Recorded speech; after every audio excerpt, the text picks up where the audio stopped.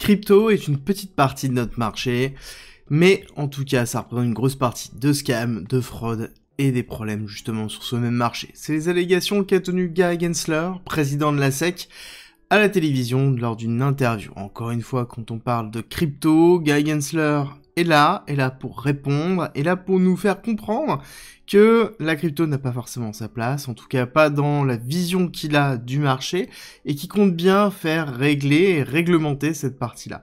En tout cas, c'est ce qu'il nous a montré depuis ces dernières semaines. On a une vague de réglementation, j'en ai parlé hier, et surtout, je vais vous montrer aujourd'hui que c'est encore une fois beaucoup de fumée, peu d'action, et que justement à travers la fumée on trouve des signes de redépart, et ce sont des éléments qui sont importants à comprendre maintenant, parce qu'on se retrouve dans un sentiment qui est classique et qu'on a déjà vécu l'année dernière, et on va en discuter aujourd'hui. Bonjour, c'est Cryptoï, je fais du trading depuis 2011, je suis dans les cryptos depuis 2017, et bienvenue dans la quotidienne, là où on parle crypto-monnaie, Bitcoin, et on fait le point ensemble tous les jours sur le marché. Et oui, Gary Gensler n'arrête pas d'être présent sur tous les marchés, sur toutes les télévisions, sur tous les journaux, ce qui est plutôt classique, parce que actuellement on a eu une vague d'actions qui ont été effectuées. Actions, j'en ai parlé hier, je vais pas revenir dessus, mais il faut comprendre que ce sont des actions dans lesquelles ce sont plus des alertes, de la peur, essayer de créer une pression sur le marché crypto, parce que ils en ont besoin actuellement, ils ne peuvent pas s'arrêter. S'ils s'arrêtent maintenant, ça sous-entend qu'ils laissent libre cours à la création de nouvelles sociétés crypto, il laisse libre cours au marché des cryptos, et on a bien vu la vitesse à laquelle ça se propage, la vitesse à laquelle ça grandit, surtout quand on arrive dans des phases d'expansion, et c'est pour ça qu'ils ne peuvent pas justement s'arrêter de poursuivre des entreprises crypto. C'est le fondement même de la SEC, c'est le fondement même de l'institution représentée par Gary Gensler. Ils doivent réglementer, s'ils ne réglementent pas, ils ne peuvent pas avoir des amendes, s'ils n'ont pas d'amendes, ils n'ont pas de fonds pour pouvoir continuer à exister. C'est vraiment très important de prendre en considération ça. Et donc c'est ce sentiment de peur aussi qui permet de réguler le marché des cryptos. S'il n'y avait pas de peur, on aurait absolument tout, la crypto est libre, la crypto est permissionless, comme on le dit souvent dans le jargon, ça veut dire que on peut absolument tout faire comme on le souhaite, et donner la possibilité à tout le monde de le faire, et donc, s'il n'y a pas de réglementation, il n'y a pas aussi de structure, s'il n'y a pas de structure, on ne verra pas d'adoption massive, je le répète régulièrement sur la chaîne, et c'est quelque chose qu'il faut garder en tête. Mais est-ce qu'il y a un véritable risque par rapport à tout ça? En fait, non, assez peu. On reprend l'exemple de Robinhood, j'en ai parlé hier. Oui, ils ont reçu une lettre disant que la SEC va certainement les attaquer parce qu'ils ne sont pas en compliance, ils ne rentrent pas dans le cadre de la réglementation, sauf que, très certainement, la SEC perdra. Et c'est pour ça que certainement la SEC n'ira pas au procès, la SEC n'ira pas faire une jurisprudence, parce que la SEC ne veut pas faire ça. Mais par contre, elle veut mettre une pression sur l'écosystème crypto, et c'est exactement ce qu'ils veulent. Pourquoi elle ne peut pas gagner contre Robinhood? Parce qu'ils ont fait absolument tout le nécessaire pour rentrer en compliance.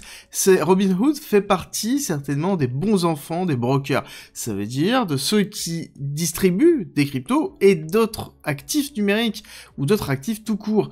Robinhood a fait vraiment tout ce qui était en son pouvoir pour rentrer dans la réglementation de la SEC, et s'il n'y arrive pas, c'est que peut-être la réglementation n'est pas suffisamment précise pour qu'il puisse le faire. Mais pourquoi dans tout ça, Gary Gensler et la SEC continuent à faire ça? Parce que tout simplement, nous sommes en phase d'expansion. Parce que quand on regarde certains indicateurs qui sont très importants, qui vont être par exemple l'évolution des inflows au niveau des exchanges, on voit qu'en effet, il y a eu une chute drastique. Est-ce que c'est quelque chose qui est catastrophique? Non, mais c'est quelque chose qui rajoute à ce sentiment d'incertitude, à ce sentiment de peur, à ce sentiment où l'effervescence est en train de retomber. On a cassé les 74 000, et depuis, on chute. Et depuis, on latéralise. Et depuis, il ne se passe plus grand chose, ou en tout cas, il y a un intérêt qui diminue grandement. Et c'est quelque chose que l'on voit notamment au niveau des inflows. Est-ce que c'est quelque chose qui est drastique, dramatique? En l'occurrence, non, mais qui renforce ce sentiment de peur, ce sentiment d'incertitude, rajouté par, justement, notre ami Gary Gensler, qui est bien présent pour nous faire comprendre que la crypto n'a pas sa place, en tout cas dans la vision du monde qu'il a, dans la vision du monde des USA qu'il a par rapport à la place du dollar. Mais quand on regarde réellement ce qui est en train de se passer, en effet, ces phases de latéralisation, ces phases de léthargie, on les a déjà vécues, et ce sont des phases qu'on appelle de réaccumulation, et nous sommes actuellement dans une de ces phases-là, et comme le rappelle Arthur Hayes, oui, l'été aura forcément des belles opportunités pour investir en crypto, et dans ces phases de latéralisation, dans ces phases où on s'ennuie, dans ces phases où certaines personnes sont en train de partir parce qu'elles ne veulent plus savoir ce qui se passe sur leur portefeuille, parce qu'ils ont eu trop mal, parce qu'ils ne sont pas préparés à ce qui se passe, ceux qui restent, ce sont ceux qui saisiront ces opportunités. Et c'est pour ça que je vais vous expliquer en quoi cette phase de latéralisation est tout à fait normale. Et avant d'aller sur les graphiques, si vous aimez mon contenu, likez, partagez, abonnez-vous, c'est tout simple, c'est gratuit et ça aide énormément, en tout cas ça me fait très plaisir, surtout que vous êtes plus de 50% à regarder la chaîne sans être abonné, donc si c'est votre cas et que vous voulez me soutenir, abonnez-vous, ça me fera excessivement plaisir. Revenons sur notre sujet, pourquoi je vous dis que c'est normal actuellement d'avoir un sentiment d'incertitude? Pourquoi c'est normal d'avoir un sentiment de peur? Parce que tout simplement nous sommes dans une phase de latéralisation, c'est une phase dans laquelle on est arrivé sur un top, on a eu une période d'effervescence, une période d'expansion qui a été très puissante, qui a été très marquée, par deux phases. La première a commencé au moment où on a commencé à avoir les rumeurs autour de la validation des différents ETF spot Bitcoin. Cette première phase d'accélération, la validation des ETF spot Bitcoin, le retracement que l'on a eu, avec derrière l'arrivée des liquidités de l'ETF spot Bitcoin, BlackRock principalement, et dans lequel on a eu un retracement suite à l'arrêt de l'injection de ces liquidités qui est encore une fois, je rappelle, classique, on ne peut pas continuer à injecter des liquidités tout le temps, et à un moment donné, l'économie américaine a besoin aussi de respirer, et c'est forcément lié. Et c'est quelque chose qu'on a connu aussi dans cette partie-là. Si on dézoome, et qu'on a cette phase d'expansion, on a une première phase d'expansion très très forte dans laquelle on est sorti des 17 000 $ en janvier 2023, pour avoir cette phase d'hyper-accélération quand en février 2023, retracement, deuxième phase d'accélération jusqu'en avril 2023, pour ensuite avoir une zone de ranging et de léthargie qui a été longue, très très longue. Pour ceux qui étaient présents sur la chaîne, je vous en parlais, je vous rassurais sur le fait que ça allait exploser, que c'est quelque chose qui allait mettre du temps, et ça a pris 181 jours pour avoir une rumeur qui est donnée le go. Encore une fois, ça peut aller très vite, comme ça peut prendre du temps, et il faut prendre le temps de réfléchir, de se poser, et d'assumer que le marché digère ce qui est en train de se passer. Et c'est encore une fois normal. Et ce n'est pas pour rien que nous avons la SEC qui est en train de se placer, ce n'est pas pour rien qu'on a des gros acteurs qui commencent à se placer, parce que nous sommes actuellement dans cette zone de léthargie dans laquelle on est défini par une borne haute, une borne basse, pour ceux qui ont l'habitude, très classique, c'est une forme de range. Et la léthargie, c'est quoi? C'est tout simplement le fait de latéraliser. La latéralisation, c'est osciller entre une borne haute, une borne basse, et structurée.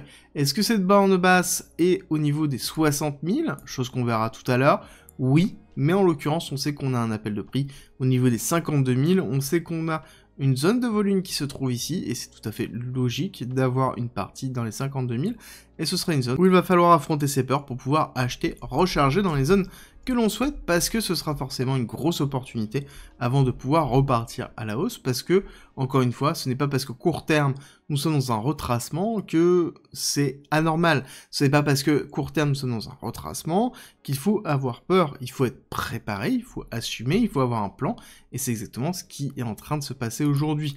Pourquoi je vous dis ça? Parce que nous avons notamment ici le market cap de l'USDT, donc c'est-à-dire le stablecoin de Tether. En l'occurrence, il ne fait que progresser.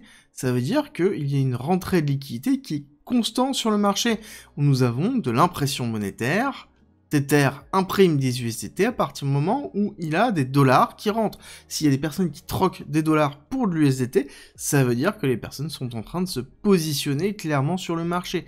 Et c'est quelque chose que l'on voit aussi quand on ajoute, on agrège l'ensemble des stablecoins.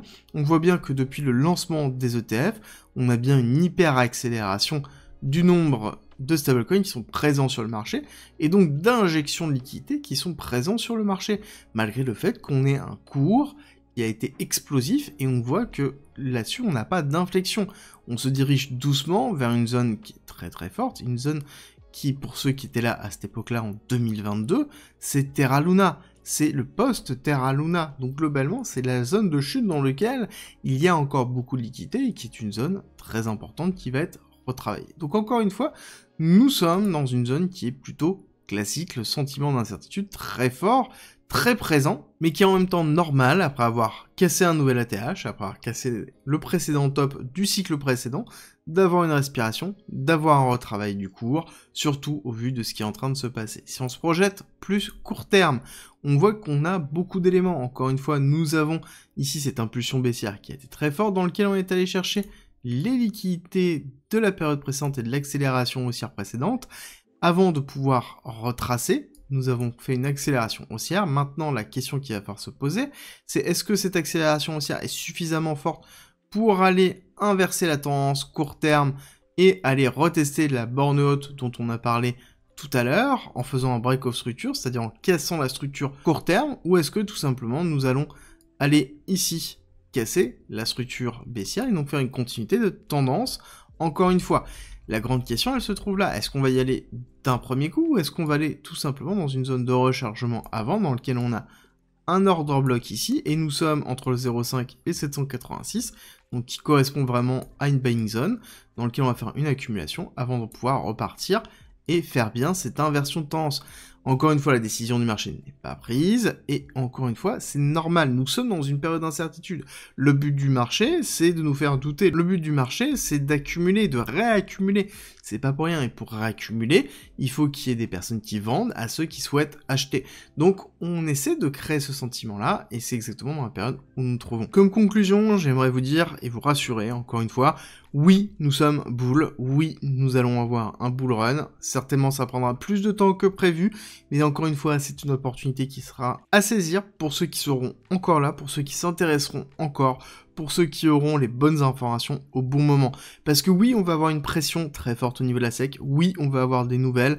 Je vous rappelle que l'année dernière, le 5 juin, je vous invite à regarder 2023, nous avons eu un ensemble de pressions de la SEC, encore une fois, parce que ce sont des périodes qui sont cruciales pour la crypto-monnaie, et ce n'est pas pour rien que nous avons ces moments-là. Ce n'est pas pour rien que nous avons cette pression, c'est qu'à un moment donné, il n'y a pas autre chose qui est faisable par les institutions qui souhaitent réglementer très fortement la crypto-monnaie, ou en tout cas enfoncer la crypto-monnaie comme la SEC, et ce sont ces éléments-là, ce sont cette pression psychologique, ce sont ces pressions judiciaires, créer la peur pour pouvoir limiter l'expansion, et c'est exactement ce qu'on est en train de vivre. Donc encore une fois, comme je vous le dis, en ce moment, c'est une phase de léthargie, c'est une phase d'incertitude, c'est normal d'être incertain, c'est normal d'avoir peur, et même si c'est normal, c'est loin d'être simple, et c'est pour ça que je vous dis régulièrement, prenez du recul, préparez-vous à avoir raison, préparez-vous à avoir tort.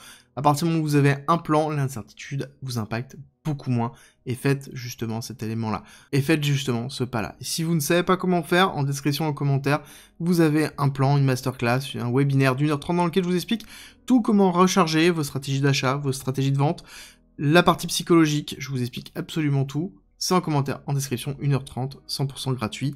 Donc n'hésitez pas, parce que, encore une fois, je vous le répète, c'est le moment.